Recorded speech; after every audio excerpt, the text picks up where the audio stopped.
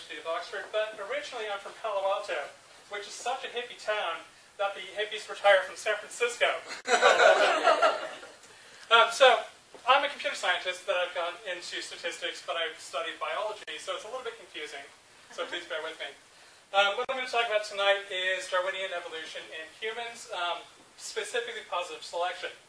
So when we're talking about positive selection, we need to figure out what is positive selection versus native selection versus a neutral mutation. What we have up here in the middle is my little puppy Luna. Of course, she's very, very cute. And her and the Labradors up here have a common ancestor in the wolf. But the difference between Luna and the Labradors and the wolf is that these puppies have been bred for specific traits. Luna is, of course, a white Alsatian, so she's even different from your normal Alsatian, having been selected for her coat. Down in the bottom left, we have the Bengal kittens, who are a new breed as of about the 1970s. When somebody had the great idea of saying, hey, I'm going to cross this cat with an Asian leopard cat, and then bred it a few more times with the common house cat. Bengals are still considered a separate species to the common house cat, and you can tell if you have one because they're really, really, really impressive hunters. My Bengal has killed rabbits, it's killed pigeons, it's killed my children's hamsters. So next up is the panda. Of course, the panda is a product of natural selection, which I'll be talking about next. But it has evolved the survival adaptation of being very, very cute. As we all know, I believe, the panda is on the verge of becoming extinct, and the only reason that it's going to be surviving through is because we're getting involved and we're interceding, and we're making sure that they survive because they're cute. At the bottom is the cow and the lamb. I have no idea why the lamb thinks that the cow's its mother. But this is another example of artificial selection in that the cow and the lamb have very little to do with the wild versions of their particular genus. They've been bred through the centuries to be large, meat-producing or clothes-producing animals. So, in contrast to artificial selection, which is where the humans are in control and pushing everything forward, we have natural selection, which is basically random mutation, as was just being talked about. If it works, it passes on as long as you can find a girlfriend or boyfriend or whatever.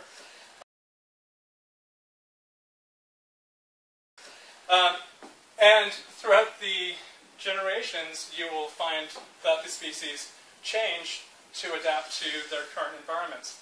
You see the most change just after an environmental shift, or when a species moves from one geographic location to another. One particular human adaptation that I want to talk about is sickle cell anemia tonight.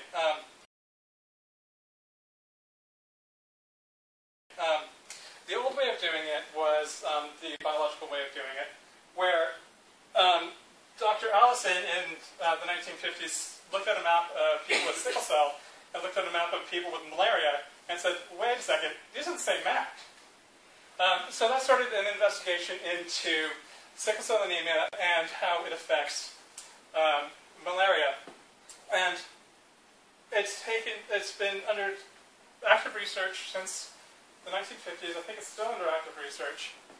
And what basically happens is that these sickle cells are a resistance type against the, one form of the malaria parasite. Also, there's another mutation in sub-Saharan Africa where a particular antigen is not produced because that is the attack vector of another type of malaria. So what we can see here is that humans are adapting in Africa to the malaria bugs as they're coming through.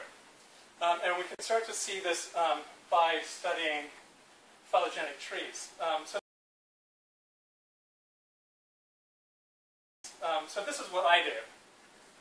This is phylogenetic tree. I'm sure everybody here has seen sort of the family tree, you know, I'm here, my grandmother, my parents are here, going all the way back to my ancient ancestors. This is reversed. I'm over there, as all of you. And this is our most recent common ancestor. So, as things progress through, the way that the tree is set up, we can start to see whether or not a particular branch has a lot of children. This one doesn't. This one is the promoter region for part of the RNA polymerase complex. So, everybody does that about the same. This is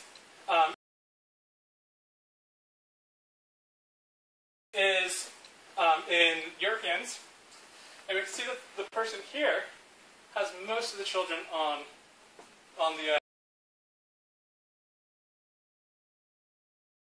the person who had it, and allowed them to have more children. Their children have more children. Their children have more children.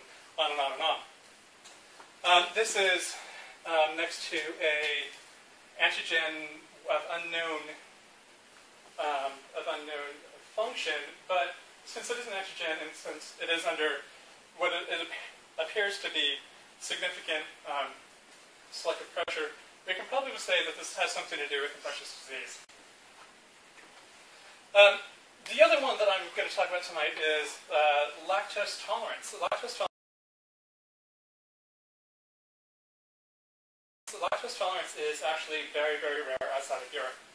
Inside of Europe, you'll see, well, in Ireland and Scandinavia, you'll see about a 95% occurrence of people that can drink milk and not have horrible, horrible farts. Outside of Europe, starting in Sicily, Sicily's got about 71% chance, and outside of Sicily going out, only 75% of all the humans in the world can drink milk. This was tracked down to a pair of single mutations in the European genome. One of the two being that great big number that I'm not even going to bother saying, but this is the tree of chromosome 2 in Europeans at